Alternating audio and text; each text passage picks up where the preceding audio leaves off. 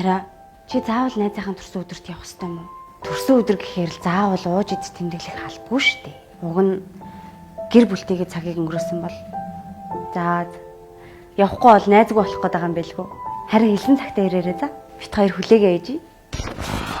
Миний найз ч юу сүртэй болцсон юм би. Тэгээ заавал хэлсэн цагт нь очих ёстой юм уу тэгээд ер нь ч тэгээд миний найз энэ амьдралын хүндийг нуруундаа үрж яваа шүү. Гэтэ ганц удаа найзуудтайгаа орж гараад наргид зингэж болохгүй юу тэгээд би арын дай. Найзгаа үнэлээд ганц. 10 дугаар сарын 30-ны шөнийн 1 цагийн орчимд хорооллын зам дагуу Прус 40 маркийн автомашин хурдтайгаар гэрлийн чам өргөж ноцтой ослсон.